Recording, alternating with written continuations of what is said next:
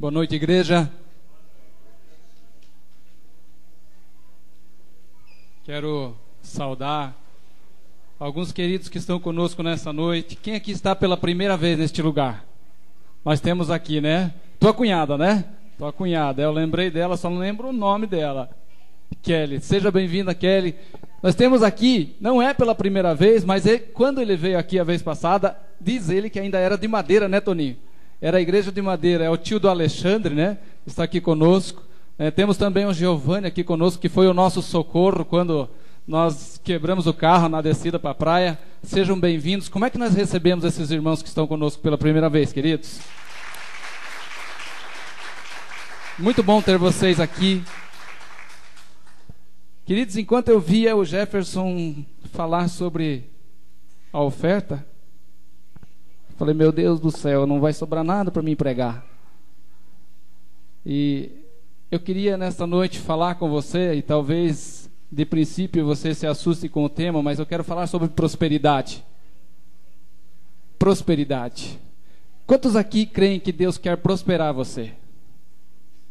Querido, talvez esse indício, quando nós olhamos aí fora, parece uma questão tão marcada que quando nós queremos falar sobre prosperidade, a pessoa, ixi, lá vem. Mas deixa eu falar a você. Pergunto para você, Abraão foi um cara próspero? Quem prosperou Abraão, o diabo ou Deus? Davi foi um cara próspero? Quem prosperou Davi? Salomão foi um cara próspero? Quem prosperou Salomão? Deus. Queridos, essa história de que prosperidade é coisa do diabo é a forma com que é aplicado e é ensinado isso. A forma com que é extraído do povo e manipulado o povo e trabalhado na sua mente, levando ela a crer que Jesus é o efeito colateral de uma vida que ela busca como alvo a sua prosperidade. Mas eu queria falar nesta noite, baseado num texto de que você vai encontrar em Filipenses capítulo 4, versículo 9. Seja bem-vinda, Raquel. Sejam bem-vindos. Filipenses capítulo 4. E eu não quero falar literalmente sobre a prosperidade, eu quero falar sobre um princípio, um dos princípios da prosperidade, que é a generosidade.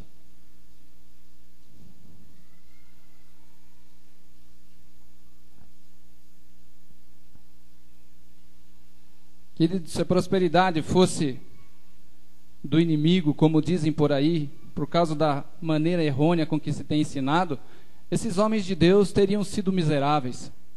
Mas esses caras só tinham camelão 2.0. Só tinham os camelos com freio ABS que pegava de 0 a 100 em 15 segundos. E daí, quando chega na nossa vez, nós caímos num ponto onde um extremo nós encontramos um ensino que leva o povo a crer só que ela tem que correr atrás do Senhor para buscar a prosperidade. Na outra, nós encontramos uma ala dizendo assim, não, o reino de Deus é dos pobres. Isso nunca esteve escrito na Bíblia. Quando a Bíblia diz que bem-aventurado é o pobre de espírito, é o humilde. Não é o pobre que não tem nada na sua vida. E eu quero, nesse texto de Filipenses, para você entender que prosperidade, tem gente que pensa que ser próspero é ter muito dinheiro. Mas deixa eu dizer a você, prosperidade é você ter alegria, prosperidade é você ter felicidade, prosperidade é você ter amigos, prosperidade é você ter uma boa família, prosperidade é você ter saúde, prosperidade é você ter um bom trabalho. Isso é prosperidade. Filipenses capítulo 4, versículo 19 vai dizer assim: o meu Deus, segundo as suas riquezas, suprirá todas as vossas necessidades em glória por Cristo Jesus. Amém? Esse texto está falando que você vai ficar rico? Não. Ele está falando que Deus, Ele é poderoso para suprir todas as nossas necessidades. Aí você já vê que nós não estamos aqui para falar de dinheiro, estamos aqui para falar de necessidades supridas por Deus. Sermos supridos pelo Senhor. Tem pessoas que a sua necessidade é emocional. Tem pessoas que a sua necessidade é uma casa estruturada. Tem pessoas que a sua necessidade é poder dar um sorriso que há muito tempo não dá. Então, quando esse texto vem falar que Deus, segundo as suas riquezas em glória, há de suprir todas as nossas necessidades, eu não posso aplicar esse texto e dizer que Deus está dizendo que você vai ser rico. Está dizendo que Ele vai suprir as nossas necessidades em Cristo Jesus. Agora, sermos prósperos em todas as áreas é uma necessidade para nós. Quem aqui já passou necessidade na vida? Esses dias eu fui visitar alguém e perguntaram para mim: pastor, você come massa? Eu falei: não, sendo de cimento, porque eu falei: eu já comi broto de bambu, eu já comi ponteira de abóbora, cipó de abóbora, sabe ali aquela pontinha do broto da abóbora. A pessoa está lá comendo salada de mentruz. Você já comeu salada de mentruz, né? Se falar assim, o pessoal vai dizer: não, mentruz era para pôr na pinga lá naquele tempo. Não, querido, fazia salada de mentruz, achava o mentruz no caminho. Por quê? Porque às vezes a carência chegava na casa. E é bom uma casa passar necessidade? Não, porque uma casa que passa necessidade, automaticamente vem outras dificuldades juntos. O temperamento em casa já muda. Uma casa que está passando necessidade, os ânimos já ficam exaltados. Então, quando a Bíblia diz que Deus vai suprir as nossas necessidades, está falando que Deus vai trabalhar em nós para que tenhamos uma vida saudável. Em todas as áreas. Sermos prósperos em todas as áreas. Quando nós vamos falar sobre prosperidade, não pense que nós vamos fazer como nós vimos naquele vídeo, de fazer uma apelação para você, botar um envelope dentro de um caixão e vamos enterrar a tua miséria lá no monte. Não vamos fazer isso. Eu vou dizer a você que se você for fiel ao Senhor, se você permanecer firme no Senhor, a palavra garante de que Ele é poderoso para suprir todas as nossas necessidades. Muitas pessoas, a necessidade é a companhia. A solidão também é uma miséria. Então, o que eu quero falar com você nessa noite é um dos princípios para sermos prósperos. E quando eu falo próspero, estou falando de ter as nossas necessidades supridas por Deus. E um dos princípios, é a palavrinha generosidade. Generosidade. Fala para o irmão que está do teu lado: generosidade. Quando eu olho esse texto do versículo 19 de Filipenses, onde ele está dizendo que o meu Deus vai suprir todas as suas necessidades em Cristo Jesus, eu não posso chegar e dizer isso aqui a você sem nenhum parâmetro, sem recorrer ao contexto, porque essa não é uma promessa que está para todos. Está se todos fizerem o que os filipenses fizeram. Algumas palavras, às vezes nós dizemos ao povo, e elas, na verdade, não é uma promessa para todos. Por exemplo, João 8:28, se eu não estou errado, que vai dizer assim, que todas as coisas cooperam para o bem. Quem crê nisso? Eu creio. Agora a Bíblia diz assim: todas as coisas cooperam para o bem daqueles que... Então não é uma promessa para todo mundo. É uma promessa para aqueles que estão com o coração voltado para Deus. É uma promessa para alguém que colocou a sua vida na mão de Deus, e por colocar a sua vida na mão de Deus, todas as coisas que lhe acontecem, sejam para ela, aos seus olhos, no momento boas ou ruins, no final ela vai entender que Deus estava no controle e acaba cooperando para o seu bem. Agora eu não posso chegar para alguém que acabou de sair de um motel e foi pego em flagrante, e daí a esposa larga ele. Eu digo: fique tranquilo, querido, todas as coisas cooperam para o bem. Deus vai... Não, por quê? Porque Deus não trabalha assim. Se você olhar na palavra, não existe uma promessa que não seja condicionada. Até a salvação, ela tem uma condição.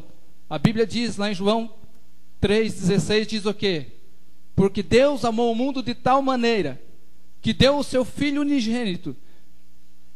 Essa é a promessa. Aí tem a condição: para que todo aquele que nele crê não pereça, mas tenha vida eterna. Então até a salvação são promessas que vêm para nós, não de graça. Não posso chegar aqui para você e falar uma palavra que nem essa que eu li de Filipenses e dizer: querido, fique tranquilo, Deus é rico, Ele é o dono do ouro e da prata, todas as tuas necessidades vão ser supridas, independente da vida que você levar. Muito bem falou o Jefferson aqui, pode administrar do jeito que você quiser, esbanje do jeito que você quiser, porque existe uma fonte do céu que não para de jorrar, e Deus vai suprir tudo que você precisa, sem você cumprir um princípio da sua palavra. Eu não posso fazer isso. Então, quando eu vou falar sobre prosperidade nesta noite, eu quero que você entenda que essa palavra, ela tem contexto. E se eu quero viver isso que Paulo diz aos Filipenses, eu tenho que ver o que eles fizeram para receber uma promessa como essa. Porque na minha caminhada cristã, todos os passos, tudo que eu quero ver Deus fazendo na minha vida, eu tenho que me encaixar nos seus princípios. Deus só trabalha num espaço chamado verdade. Quando eu fujo dessa sua verdade, as suas promessas ficaram dentro do condicionamento de viver a sua verdade. Aí quando eu me encaixo na sua verdade, as promessas estão para mim, estão para minha casa. Quando aquele carcereiro pergunta a Paulo e Silas, o que eu devo fazer para ser salvo? E eles dizem, crê no Senhor Jesus e será salvo tu e tua. É uma promessa sem nenhum... Pode ir para casa, você se converteu, então toda a tua família converteu-se automaticamente? Não, mas aquele homem ia para casa mudado, transformado.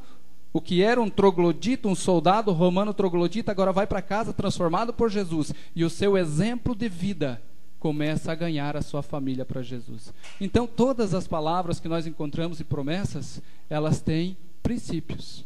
E eu quero ver com você o que os filipenses fizeram para que pudessem receber essa palavra. Olha comigo lá, Filipenses capítulo 4.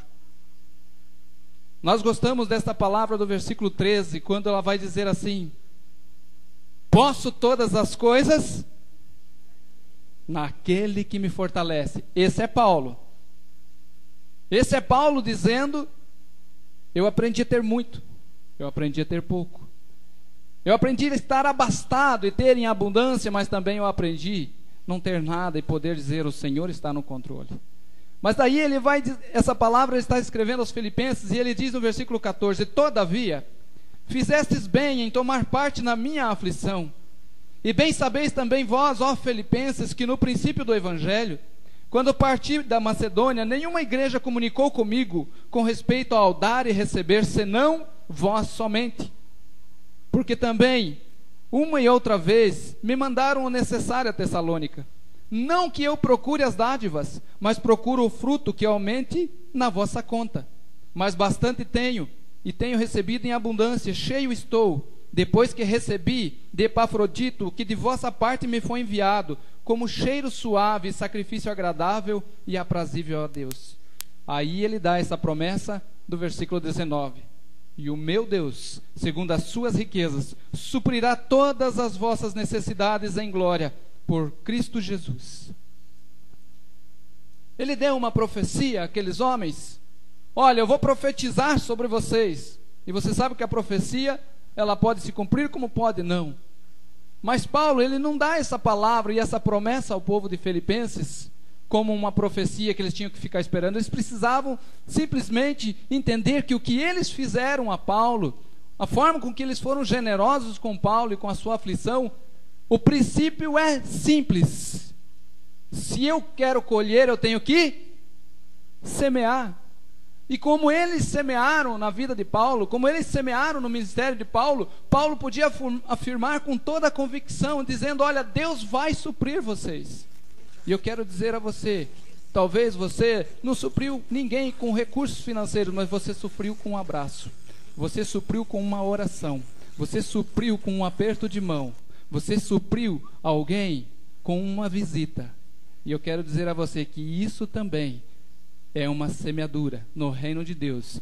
A Bíblia diz que aquele que mata a sede do sedento, ele um dia será dessedentado. Ou seja, se alguém está com sede e você sacia a sede dessa pessoa um dia, o dia que você estiver de garganta seca, e talvez essa garganta seca possa representar uma vida seca, um coração seco, uma alma seca, neste dia, porque um dia você semeou na vida de alguém, você também será alguém que vai receber dessa semeadura, amém? Eu quero passar com você rapidinho, eu não quero me deter nesse texto, porque eu vi que o Jefferson quase me tirou o texto embora. Mas eu quero que você volte lá comigo nesse texto que o Jefferson usou. Estou brincando, tá, Jefferson? É o Espírito Santo que é fofoqueiro pra caramba. Volta lá em 2 Coríntios. Eu quero ver com você algo ali no que diz respeito à semente. Hoje, o Toninho está aqui, sabe por quê? Porque o Alexandre semeou um convite lá no futebol. Então ele está aqui. Se encontramos lá, não o conhecia. Quem sabe você está aqui hoje porque alguém semeou um convite na sua vida. E eu quero que você olhe ali. Eu quero passar rapidinho esse texto. Olha lá. 9, versículo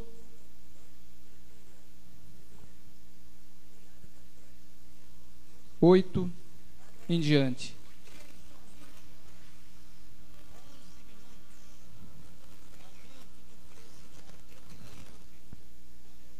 E Deus é poderoso para tornar abundante em vós toda graça, a fim de que, tendo sempre em tudo toda suficiência, superabundeis em toda boa obra, conforme está escrito: espalhou, deu aos pobres, a sua justiça permanece para sempre.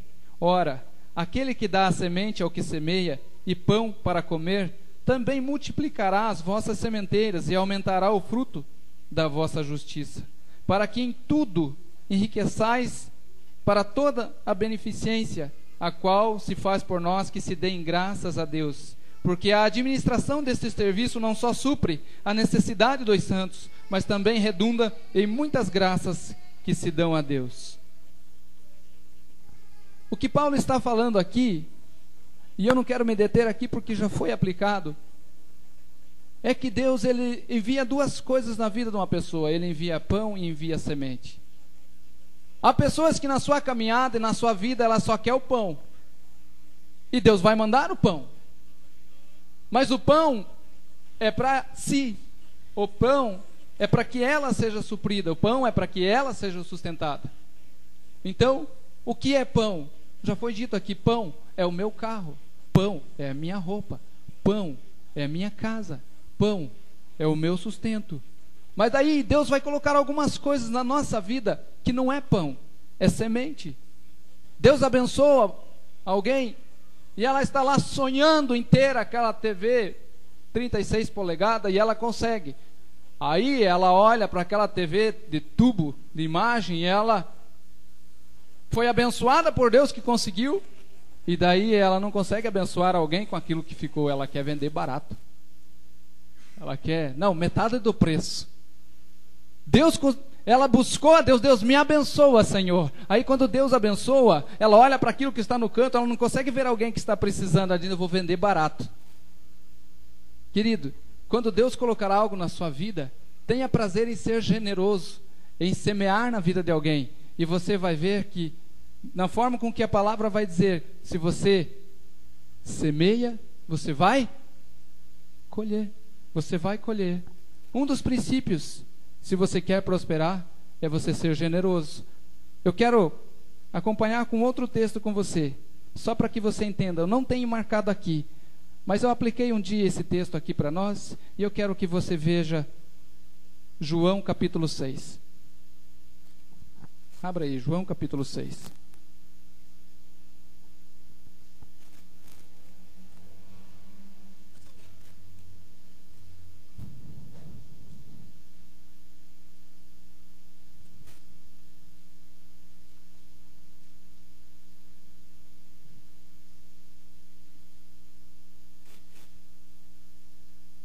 Como é que se lê o cabeçalho desse texto de João capítulo 6 na sua Bíblia?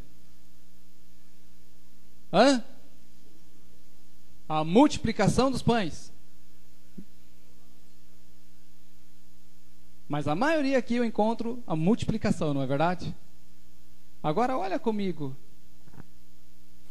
Depois disso partiu Jesus para o outro lado do mar da Galileia, que é o Tiberíades. Grande multidão seguia, porque viu os sinais que operava sobre os enfermos.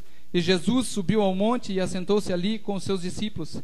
E a Páscoa, a festa dos judeus, estava próxima.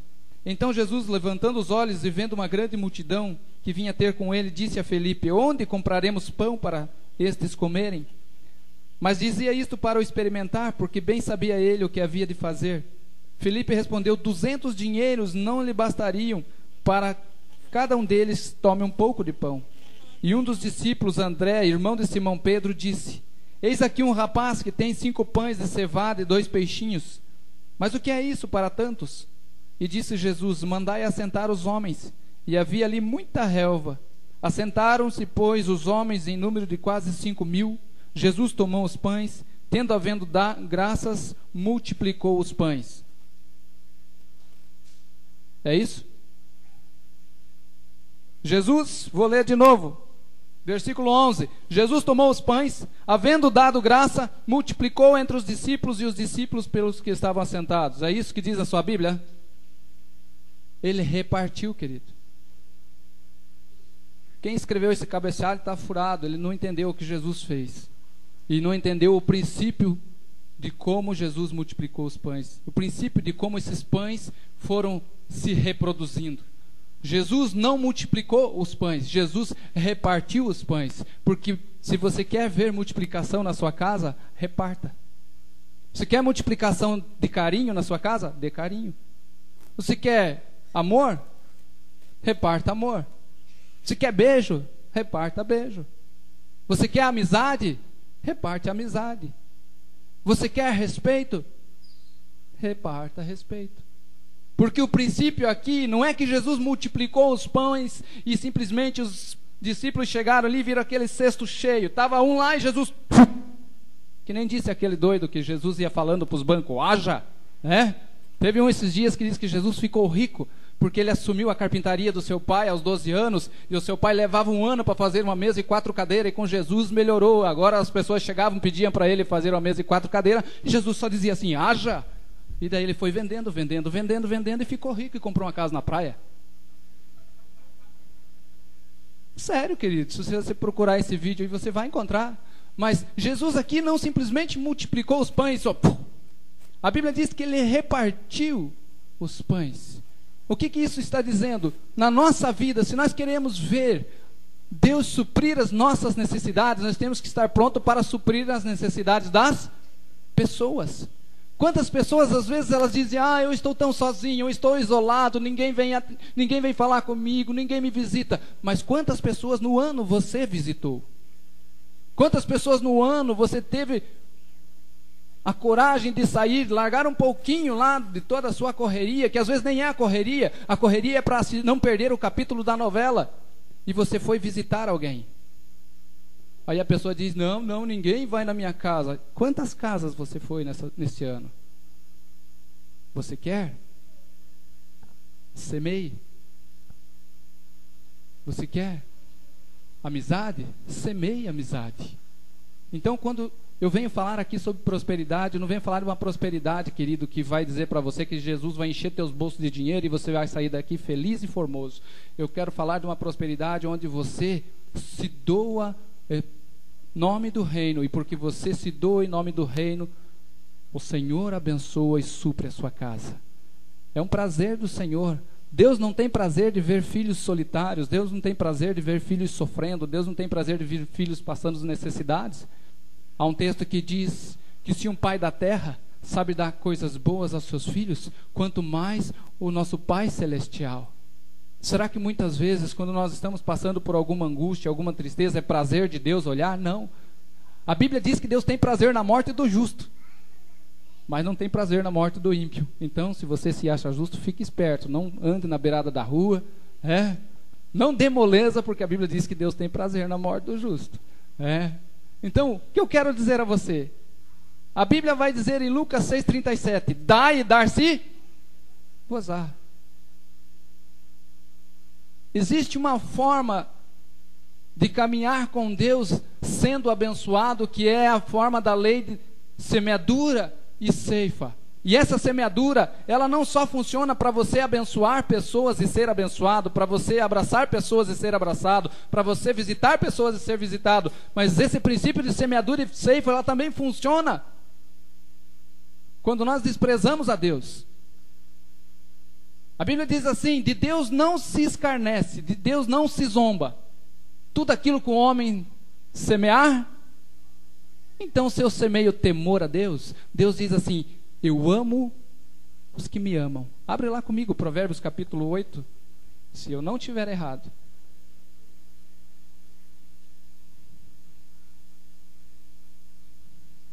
Provérbios capítulo 8.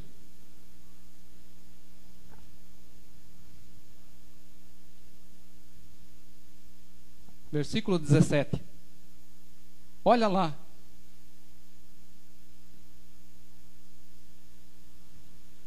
Eu quero ler desde o 12. Diz assim: eu, a sabedoria, habito com a prudência e acho ciência dos conselhos. O temor do Senhor é aborrecer o mal, e a soberba e a arrogância e o mau caminho, e a boca perversa eu aborreço. Meu é o conselho e a verdadeira sabedoria. Eu sou o entendimento e minha é a fortaleza. Por mim reinam os reis e os príncipes ordenam a justiça. Por mim governam os príncipes e os nobres, sim, todos os juízes da terra. Eu amo os que me amam e os que de madrugada me buscam Querido, você quer ter uma experiência com Deus? Você quer ser abençoado por Deus? Deus diz: eu retribuo. Eu estou pronto a retribuir. Agora ele vai dizer ali, olha: riquezas e honras estão comigo. Sim, riquezas duráveis de justiça. Melhor é o meu fruto do que o ouro. Sim, do que o ouro refinado. E as minhas novidades melhores do que a prata escolhida. Faço andar pelo caminho da justiça, no meio das veredas do juízo, para fazer herdar bens permanentes aos que me amam e encher os seus tesouros.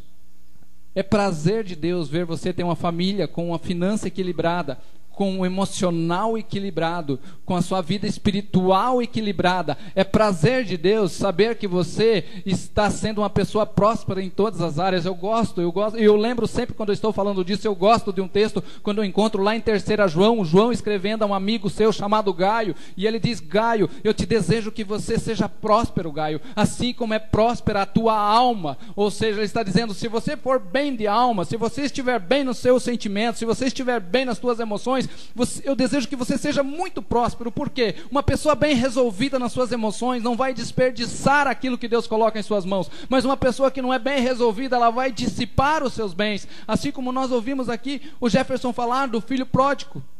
Achou que tudo que foi posto na sua mão era pão, mas não. O outro achou que tudo era semente, mas não. E o que Deus tem colocado em suas mãos, querido, você tem visto como pão ou como semente?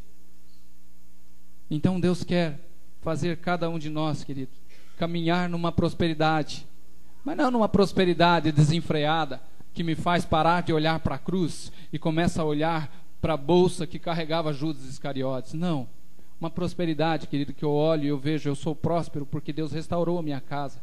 Eu sou próspero porque Deus restaurou o meu casamento. Eu sou próspero porque Deus me deu 2 filhas abençoadas. Eu sou próspero porque eu tenho amigos. Eu sou próspero porque eu tenho irmãos em Cristo Jesus. Eu sou próspero porque a minha família está firme na rocha. Isso é a verdadeira prosperidade. Tem muita gente, querido. Provérbios tem um texto que vai dizer assim, que há pessoas que tendo muito se sentem pobres, e há muitos que não têm nada e se sentem ricos, porque a riqueza não está nos valores financeiros. Quem se agarra em valores financeiros para achar que vai ser feliz, nunca vai estar contente na sua vida, porque o dinheiro não sacia ninguém. Existe um buraco, diz o Zé, no coração do homem, no interior do homem, e esse buraco é do tamanho de Deus. Só Deus pode fechar esse buraco. Só Deus pode suprir ao homem. Você pode correr atrás de riquezas e ganhar muito dinheiro e ser muito bem sucedido financeiramente, mas se Deus não estiver no centro da sua vida, tudo isso vai passar. Porque esse texto diz que Deus, Ele ama os que lhe amam para lhe dar bens permanentes, bens duráveis e bens de justiça. Quantos aqui querem isso para sua casa? É isso que eu quero para a minha vida, querido. Há também aqueles que, quando falamos em semear, ela tem aquela oração prontinha, aquela oração que chega para o Senhor: Senhor, me dá, Senhor, me dá só o que eu preciso, Senhor. Essa não é uma oração que a pessoa parece santo diante de Deus. Essa é uma oração egoísta. Essa é uma oração miserável. Porque se eu tiver só o que eu preciso, eu não estou pensando no próximo. Porque se eu tiver só o que eu preciso, quando eu repartir o meu pão, eu passo fome. Se Deus me der só o tempo que eu preciso para minha família, eu não tenho tempo para visitar os irmãos.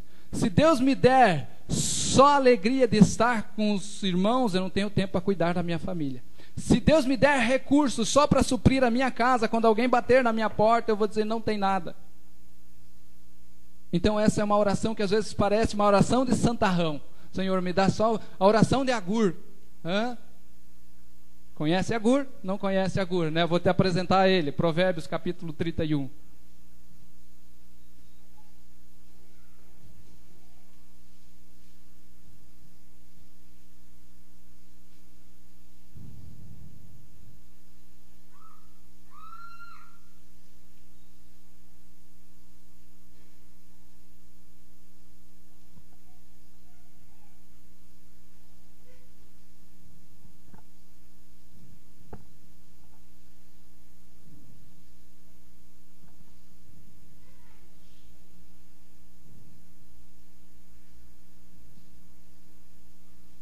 Deixa eu achar aqui, queridos. Estou procurando. Já já nós achamos.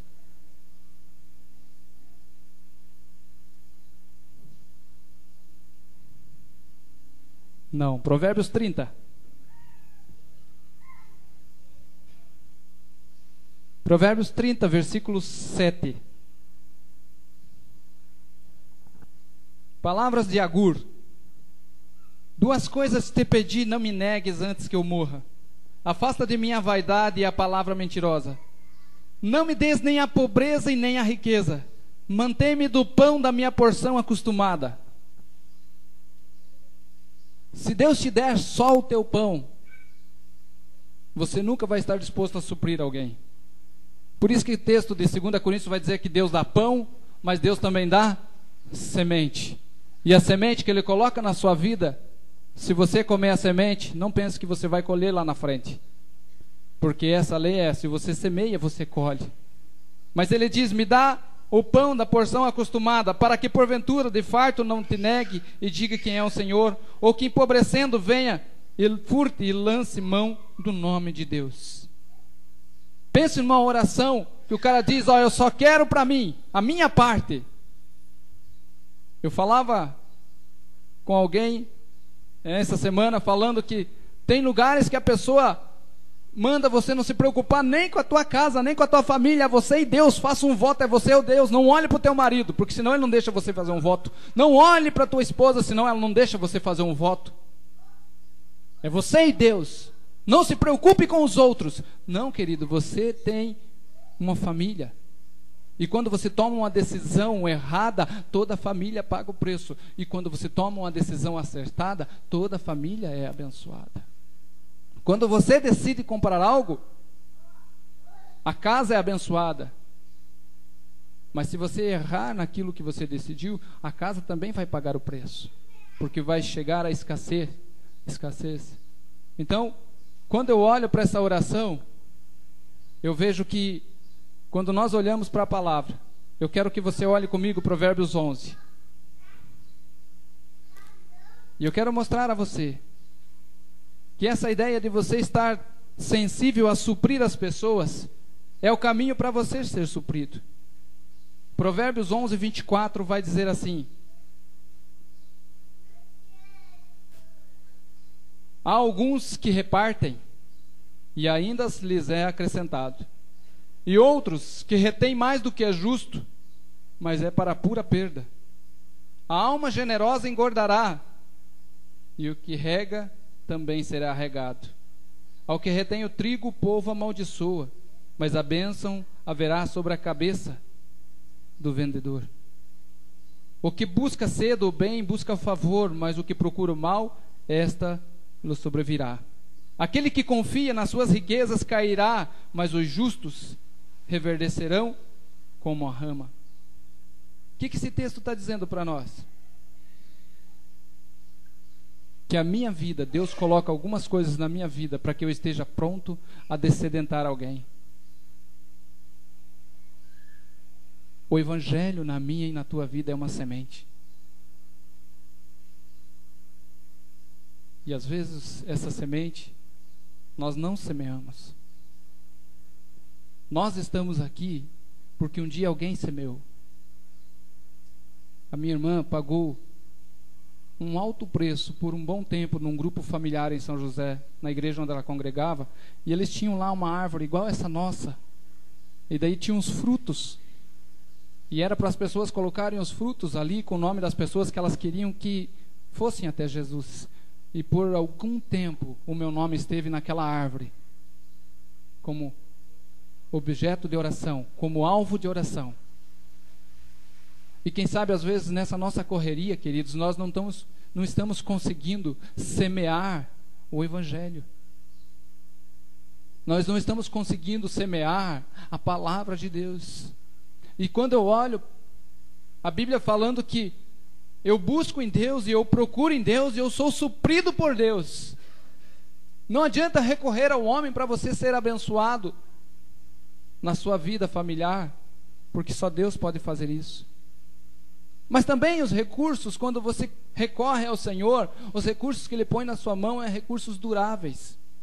Deus está pronto para abençoar a sua vida, amém? Tem uma historinha que diz que um rapaz, uma vez, ele precisou de dinheiro. E aí, não tinha a quem recorrer. Aí ele pensou, Deus, vou mandar uma carta para Deus. Escreveu na carta e falou, Senhor, estou precisando de R$500. Não tenho a quem recorrer, Senhor. Nem sei seu endereço, mas eu vou pôr no correio pela fé. E colocou aquela carta no correio. E o povo do correio, quando foi pegar as cartas para distribuir, envia para cá, envia para lá, olharam aquela carta endereçada ao céu. Ficaram curiosos, abriram a carta. Estava lá dentro, Senhor, eu preciso de R$500. Não tenho. Ajuda aí, poxa. E fizeram uma vaquinha, o correio. Levantaram R$350. Colocaram no envelope. Mandaram para aquela casa. Depois de um bom tempo, aquele rapaz precisou de novo. Escreveu mais uma carta. Falou, Senhor, é a segunda vez que eu estou mandando. Preciso de novo, Senhor, de R$500. Mas já vou avisando o Senhor, manda em cheque, porque o pessoal do correio da vez passada ficou com R$150, meu Senhor.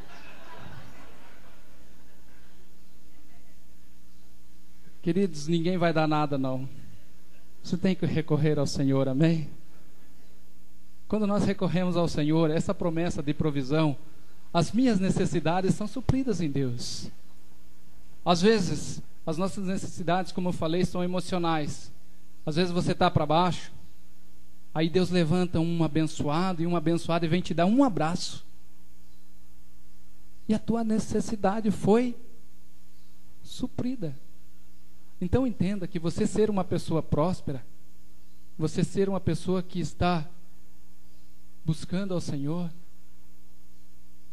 é promessa de Deus. Eu quero ler um outro texto com você, só para que você compartilhe comigo, Mateus capítulo 7.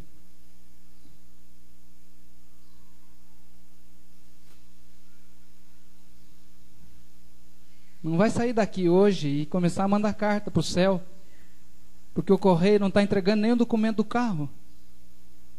Foi uma luta para receber o documento do carro aqui em casa, não sei vocês. Mateus capítulo 7.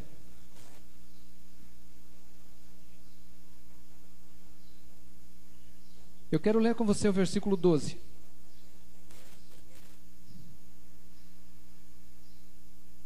Se nós olharmos ali, falando da bondade de Deus, nós vamos lembrar que no versículo 7 ele diz, pedi e dar-se-vos-á, buscai e encontrareis, batei e abrir-se-vos-á. Porque aquele que pede recebe, o que busca encontra, e o que bate se abre. E qual dentre vós é o homem que pedindo-lhe um pão ao seu filho, o seu filho lhe dará uma pedra? E pedindo-lhe um peixe, não lhe dará uma serpente? Se vós, que sendo maus, sabeis dar boas coisas aos vossos filhos, quanto mais o vosso Pai, que está nos céus, dará bens, alguns textos dizem boas coisas, aos que lhe pedirem? Portanto, tudo quanto vós quereis que os homens vos façam, fazei vós também, porque esta é a lei e os profetas. Queridos, o ditado que corre aí no meio diz assim, não faça aos outros o que você não quer que façam com. O texto, a Bíblia diz: tudo que você quer que façam com você, faça aos outros. Qual é a diferença grande, querido? É entre a ação e a inércia. Porque se eu digo, eu não quero que ele me ofenda, então eu fico quietinho aqui e não ofendo ele. Eu não quero que ele venha na minha casa, então eu fico quietinho e não vou na sua casa. A inércia. Mas Deus nos coloca uma palavra de ação, não de inércia.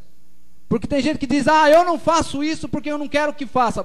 Esse é o ditado do mundo. É o mundo que diz: olha, não faça isso para não fazerem com você. Mas o mundo diz: o que você quer que façam com você, daí te põe em ação, faça aos outros. Se você espera que alguém vá ser gentil com você, ele diz: seja gentil. Se você espera que sejam com você amável, seja amável. Então esse texto nos tira de uma posição de inércia e coloca numa posição de ação, amém? Fala para quem está do teu lado: você está na inércia ou está na ação? Quantas vezes a pessoa diz: ninguém me ajudou, ninguém fez nada por mim, ninguém se lembra de mim. De quem que você tem se lembrado? A generosidade é um caminho de mão dupla. Você dá e você recebe. A amizade é um caminho de mão dupla. Você dá e você recebe. Quantas vezes você bate o olho quando alguém chega, não só na igreja, em qualquer ambiente, que você olha para alguém que você não conhece, e você tem a tendência de simpatizar ou não com essa pessoa, e você diz assim: não fui com a cara dele ou com a cara dela. Mas daí você se encontra de novo, você começa a se relacionar, conversa com essa pessoa, e no você começar a dar simpatia, você recebe essa simpatia. Agora, de repente, essa pessoa é uma pessoa muito boa para se comunicar, mas se eu fico bicudo aqui, se você fica bicudo aqui, essa pessoa também vai ficar calada lá. Então, o texto nos põe num processo de ação. Num processo de ação, amém? Abre lá comigo Efésios capítulo 4. Já estourei meus versículos dessa noite, Gessé?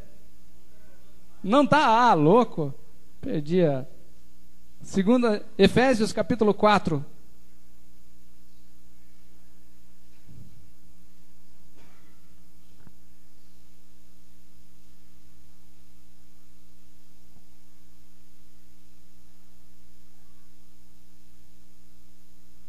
Versículo Efésios 4, 28. Aquele que furtava, não furte mais. Antes trabalhe, fazendo com as mãos o que é bom, para que tenha com o que multiplicar, com o que tiver necessidade. Querida, a Bíblia não fala de multiplicação, ela fala de partilha. Você quer multiplicar amigos? Quer multiplicar companheiros? Reparta. Reparta. Esse texto diz: fazendo com as mãos o que é bom, para que tenham o que repartir com os que tiver necessidade. Aqui eu entendo que aquela promessa de Filipenses, de sermos supridos em todas as nossas necessidades, nem sempre virá diretamente de Deus. Deus vai usar a minha e a tua vida para ser um canal de bênção, para suprir a necessidade de alguém. Por isso que esse texto vai dizer: olha, quem roubava, quem furtava, não faça mais isso, mas trabalhe com as suas mãos, para ter em tudo ampla suficiência, possa repartir com quem tem necessidade. Aqui ele está se referindo a recursos financeiros, mas nós podemos suprir a necessidade das pessoas de muitas formas. Uma visita, um abraço, como eu falei. Então, querido, talvez nessa noite você esteja pensando: quanto tempo faz que eu não sou visitado? E às vezes nós achamos que a responsabilidade de visitar é só do pastor. Mas se nós somos um corpo, já desafiei vocês aqui como igreja. O que impede você de num domingo se reunir com uma outra família, visitar ela? Galinhada custa barato, você desfia o frango, ele rende. mas reparta, compartilhe, abençoe minha família. E aí você vai chegar ao ponto de que as pessoas também vão ter prazer em vir à sua casa. Agora, quando nós falamos do texto de 2 Coríntios, falando de semente, nós não podemos, como igreja, falando de prosperidade, sair e deixar de falar, querido, de recursos que nós recebemos do Senhor, como pão e como semente. Deus nos abençoa, Deus nos dá o pão, Deus nos dá o trabalho, mas Ele também nos dá a semente. E pergunto para você, dízimo é semente ou é pão? Dízimo é semente ou é pão, igreja? Tem muita gente comendo a semente e não sabe por que a vida não vai. Pastor, você está pedindo dinheiro? Não, querido, você pratica o princípio e vive ele. Quando Deus diz lá em Malaquias, estão me roubando a nação toda. Por que Deus pôde chamar o povo de ladrão? Porque estavam roubando algo que era dele. Se não fosse dele, ele não ia reclamar. Eu só posso dizer que me roubaram esse sapato porque ele é meu, se estiver ali fora. Porque se não fosse meu, eu levasse embora. Se levaram um sapato que não sei de quem é, mas se levaram o meu sapato, me roubaram. E Deus diz lá em Malaquias, estão me roubando vós a nação toda. E ele diz, no que nós temos te roubado, Senhor? E Deus diz, nos dízimos e nas ofertas. Porque dízimo e oferta não é pão, é semente. Posso comer a semente? Pode, querido, pode. Mas não espere ter colheita. Mas eu até que estou indo bem, pastor. Poderia estar indo melhor se aprendesse a praticar o princípio. E como eu falo aqui na igreja, querido, para a igreja eu ensino sobre o dízimo. O que eu cobro fidelidade é para quem sobe nesse altar, quem entra no ministério. Porque nós temos que ser exemplo. Você já pensou se você descobrisse que o pastor não é dizimista? Como você ficaria? Como você se sentiria? Motivado ou desanimado em ser alguém que semeia neste lugar, se você descobrisse que o pastor não é? Então, todo aquele que sobe nesse altar, e isso sim, isso eu cobro, que seja fiel. Até porque fazer barulho aqui em cima é fácil, ter a unção para tocar a vida das pessoas com louvor, daí depende da nossa fidelidade com Deus. A diferença entre o barulho e a unção está na fidelidade com Deus. Se nós queremos ter unção para ministrar o povo, precisamos ter fidelidade para com o Senhor. Porque a unção não vem do povo, vem de cima. E que unção vai vir sobre aqueles que não são fiéis com Deus. Sério, né? E nessa hora, querido, sou eu que tenho que falar. Quem eu peço para ministrar aqui, não se sente nessa liberdade de falar. Mas eu falo porque vocês ficam bravos comigo, depois vocês me perdoam, fica tudo bem. Porque eu estou dizendo que é um princípio que você pratica, mas quem é abençoado é você. Talvez você, mas o meu recurso... Eu sou tentado também. E talvez eu não sou tão tentado a comer essa semente, porque o meu já vem débito automático. Quando a igreja vai me passar os subsídios, já saiu o meu dízimo. Mas eu sei que a tentação é grande de comer essa semente. Principalmente quando eu olho aquele monte de coisa para pagar e o dinheiro não está dando. E eu me digo, Senhor, aquele negócio bem que podia ser pão. Está faltando pão aqui, Senhor. Não consegui pagar a internet. Não consegui pagar. A escola está raspando, Senhor. Eu vou ficar durinho esse mês. Como a semente? Não, querido. Porque se eu comer a semente, eu sei que eu não vou colher. Então, como igreja, entenda uma coisa. Você que está no ministério, isso é sério. Eu sento com o João. Tem igrejas que têm um princípio de colocar uma lista de quem é os dizimistas. Igual o nosso mural ali do relatório de entradas e saídas, só que não de entrada e saída, com os nomes dos dizimistas. Eu acho que isso é exposição. Forçar a barra.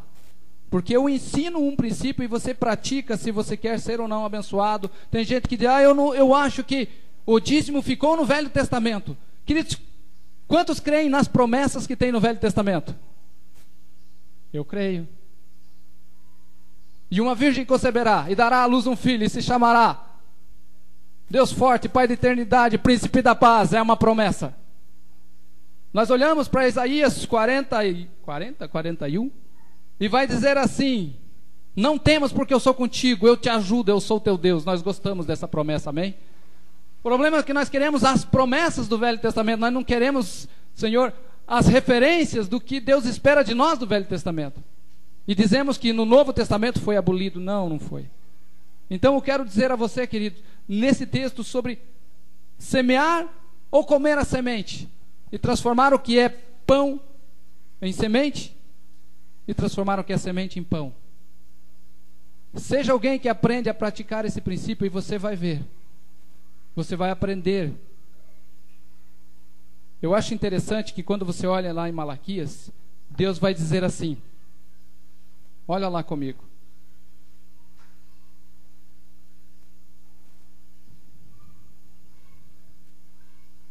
Eu quero desafiar você a trazer Bíblia para a igreja, tá?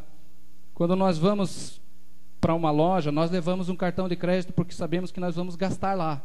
Então, quando você vier para a igreja, traga a sua Bíblia. Quando você vai fazer um trabalho em algum lugar, você leva as suas ferramentas. Então, eu quero te desafiar a trazer Bíblia. Nós estamos perdendo isso.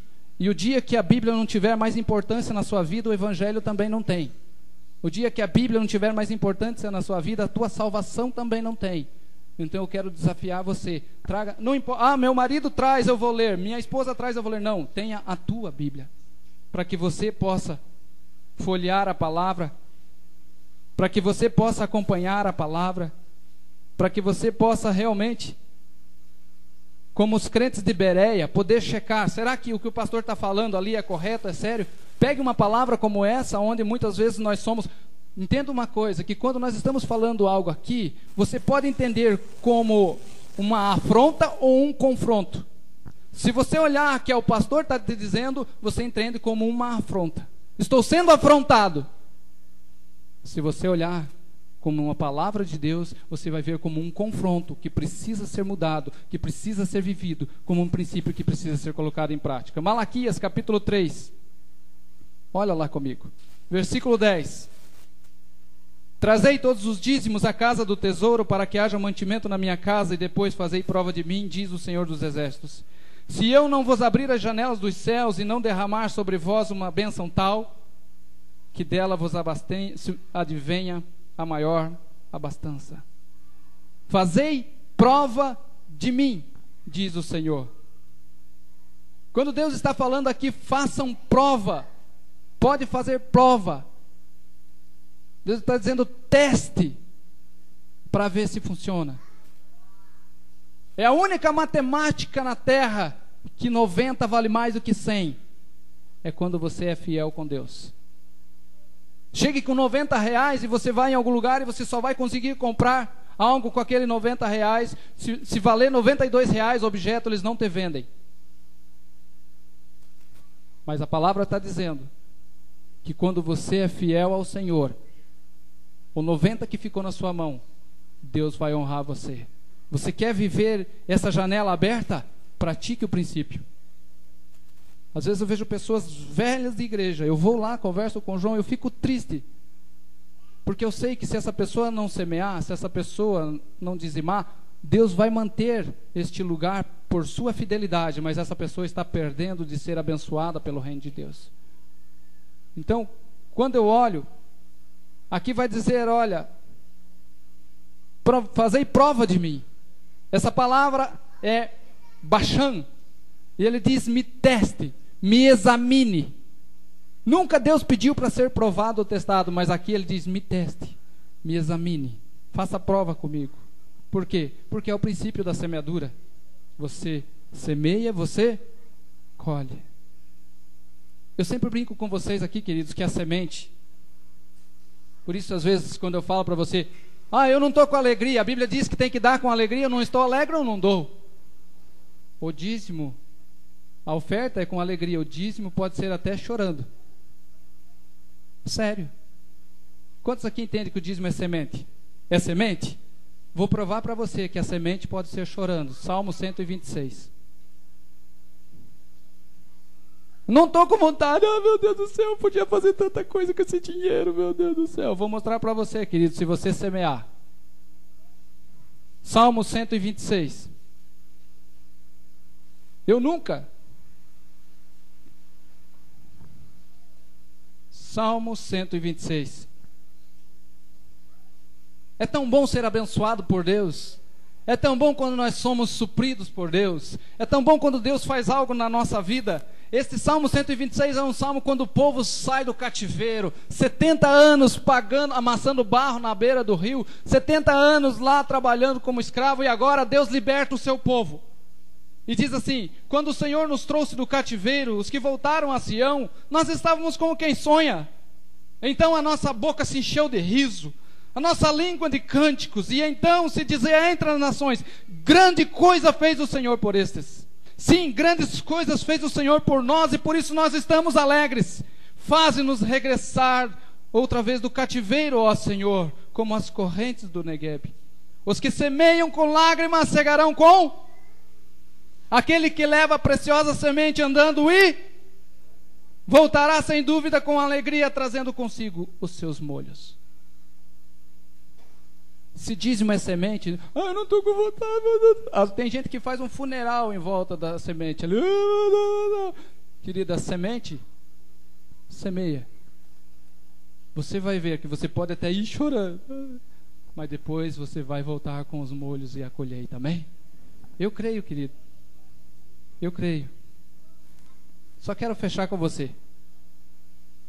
Voltar lá naquele texto que nós abrimos o culto de Filipenses, quando ele vai dizer que Deus, segundo as suas riquezas, há de suprir todas as nossas necessidades em glória por Cristo Jesus.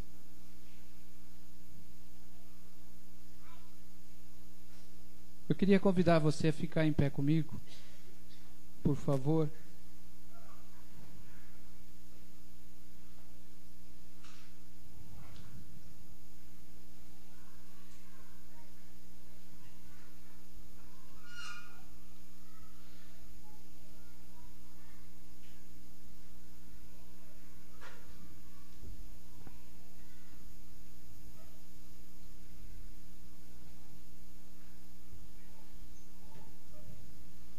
Há muitas sementes que Deus coloca em nossas mãos, queridos. Muitas sementes. Mas a primeira semente que Deus coloca em nós, que Ele espera que seja semeado, é a nossa vida. Quando nós conseguimos colocar a nossa vida aos cuidados de Deus, quando nós conseguimos colocar a nossa vida nas mãos do Senhor, nós começamos a entrar neste lugar onde nós podemos desfrutar dessas promessas. A maior expressão de generosidade de Deus foi quando Ele enviou o seu Filho. A Bíblia diz que Ele é o dono do ouro e da prata, e talvez para resolver o problema de toda a humanidade, Ele poderia fazer chover ouro e prata, mas não resolveria o nosso problema, ouro e prata, porque a Bíblia diz que a alma do ser humano é caríssima e cessaria toda tentativa de comprá-la. Aí Ele envia o seu Filho. E 1 Pedro capítulo 1, verso 18 diz que eu e você fomos comprados não com ouro e não com prata, mas com o precioso sangue de Jesus. A semeadura de Deus na nossa vida não foi ouro e não foi prata, foi o sangue de Jesus. E nessa noite, quem sabe você está com uma necessidade na sua casa, e o Senhor quer suprir você. E quando que nós somos supridos? Quando nós semeamos a nossa vida na presença de Deus e diz: Senhor, eu quero que o Senhor tome o controle da minha vida. Eu quero que o Senhor assuma, Senhor, a direção desse barco que eu não estou conseguindo guiar e ele está afundando. Eu não sei que necessidade você tem, todos nós temos, sejam emocionais, espirituais e, por que não, materiais. E Deus pode suprir a mim e a você. Mas a primeira coisa, Ele diz: filho meu, dá-me o teu coração, semeie.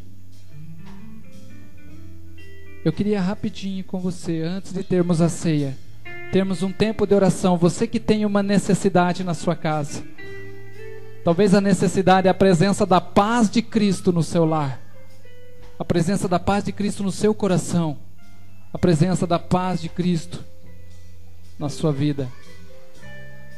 Saia do seu lugar bem rapidinho. Se você quer semear no reino hoje, lançar essa semente, eu quero semear um coração voltado a Deus nessa noite. A semente que Deus quer que você semeie nessa noite, pode ficar tranquilo, nós não vamos tirar uma segunda oferta porque falamos de recursos financeiros, não. Porque a semente principal que Deus está interessado nessa noite é a sua vida. A Bíblia diz que se um grão de trigo caindo na terra, ele não morrer, vai ficar só. E eu e você, como esse grão de trigo, se não cair na terra e se não deixar morrer em Cristo Jesus, fica só. Mas Ele diz: mas se cair, vai dar muito fruto.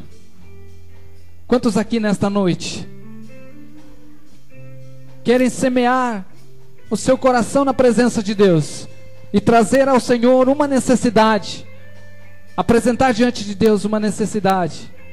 Saia do seu lugar bem rapidinho, nós queremos orar. Eu não sei o que você está precisando, mas eu sei que Deus quer suprir você. Deus quer suprir a sua casa. Deus quer suprir a sua família.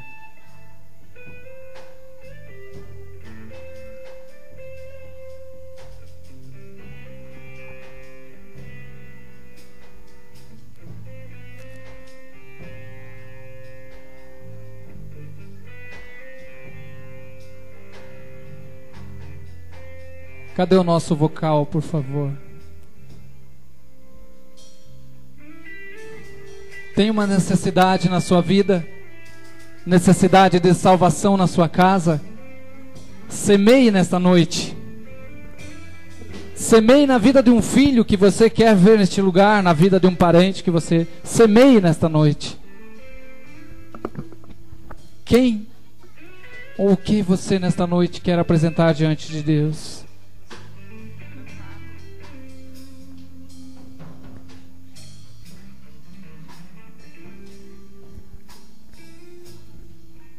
Existe um rio que corre do trono de Deus, e esse rio é capaz de suprir as nossas necessidades. Ah, Pai querido, o Senhor conhece a sua igreja, sabe do que necessitamos, Pai. Existe um rio, Senhor, que flui do teu grande amor, águas que correm do trono, águas que curam, que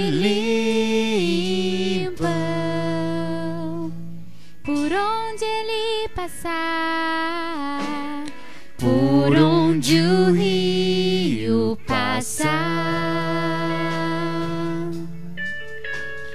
tudo vai transformar, pois leva a vida do próprio Deus. Este rio está neste lugar.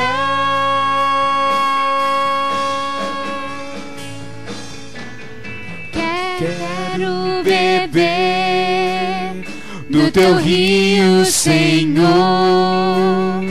Sacia minha sede, lava o meu interior. Eu quero fluir em tuas águas. Eu quero beber da tua fonte, fonte de águas vivas. Tu és a fonte, Senhor.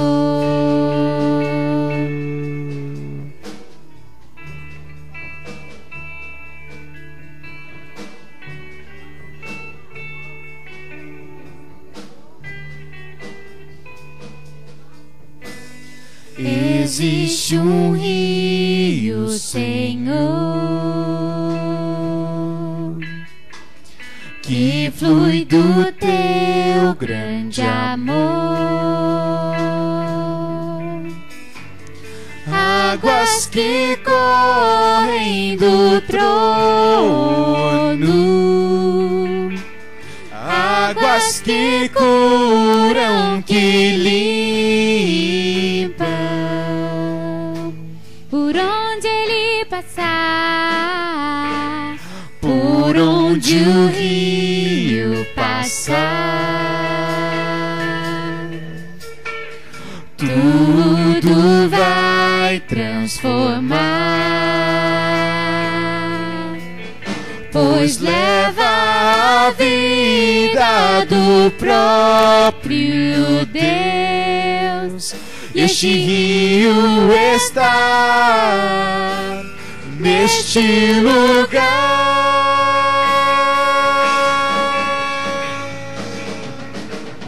Quero beber do teu rio, Senhor. Sacia minha sede, lava o meu interior. Eu quero fluir em tuas águas. Eu quero beber da tua fonte, fonte de águas vivas. Tu és a fonte, Senhor.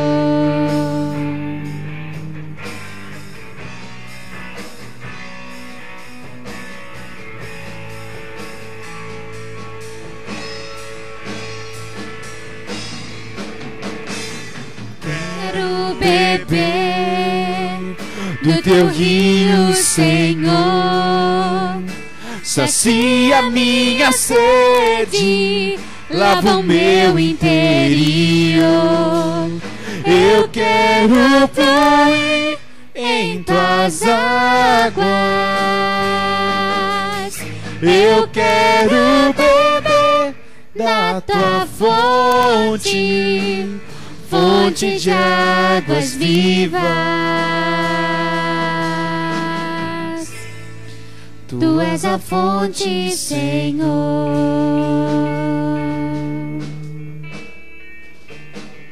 Tu és o rio, Senhor.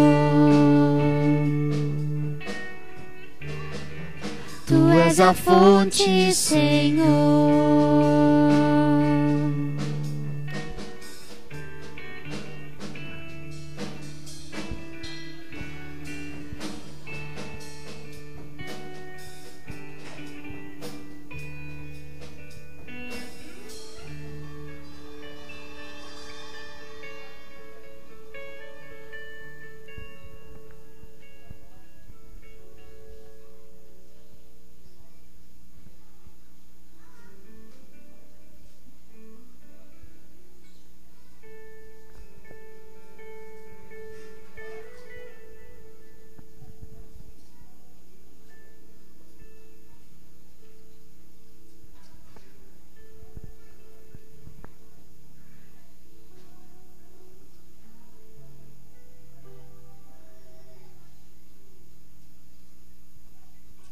Querido Deus, nós, como igreja, Pai, eu quero colocar algumas necessidades.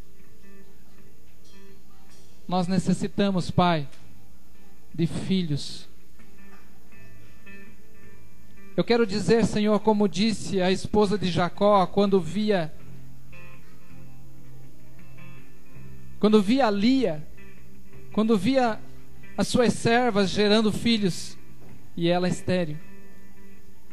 E ela pôde dizer a Jacó: Senhor, dá-me filhos, senão eu morro.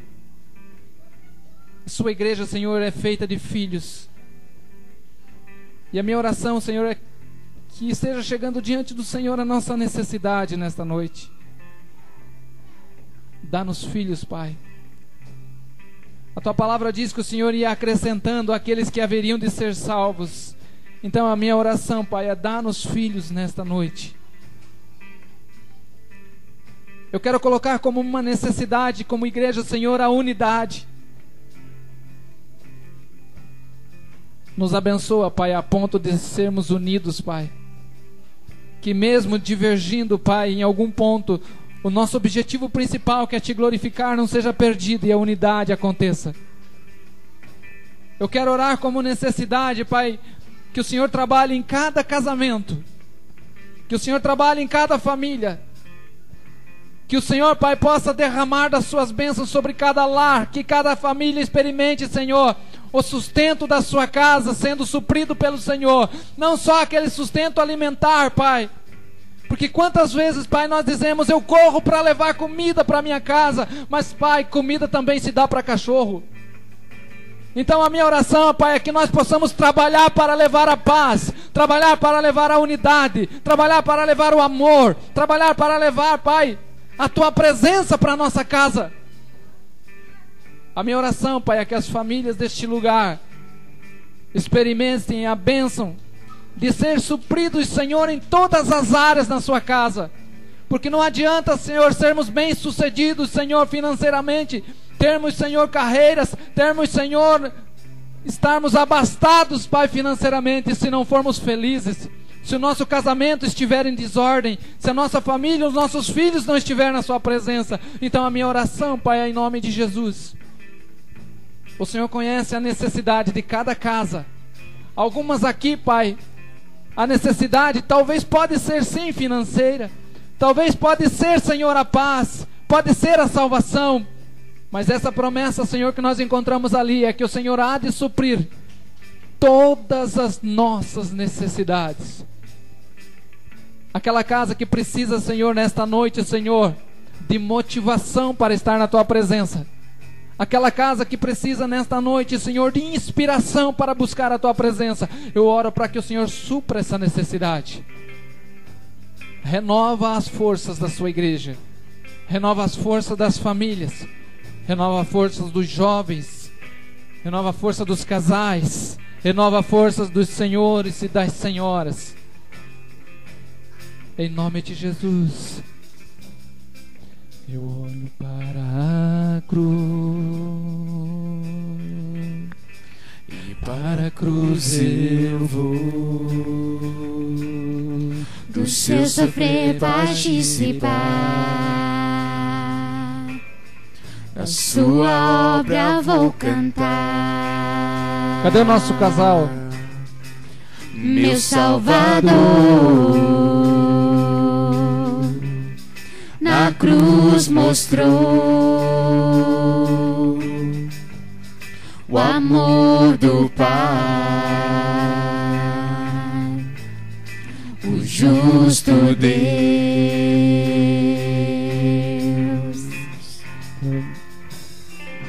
Pela cruz me chamou, gentilmente me atraiu. Enquanto nós cantamos, querido, eu peço que os irmãos que estão desse lado venham se servir com esses irmãos. E quem está neste lado, venha se servir com esses irmãos aqui. Pode sair do seu lugar. Todos são chamados a participar desse tempo e desse momento, desse testemunho de que o Espírito Santo nos une, a nossa fé nos une. Imerecida vida, de graça recebi, por sua cruz, da morte me livrou,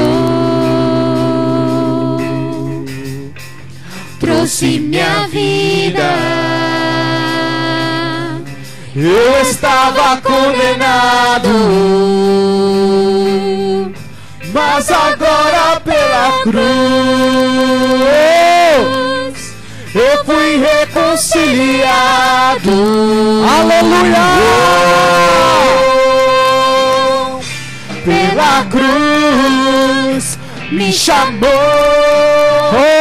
gentilmente me atraiu e eu sem palavras me aproximo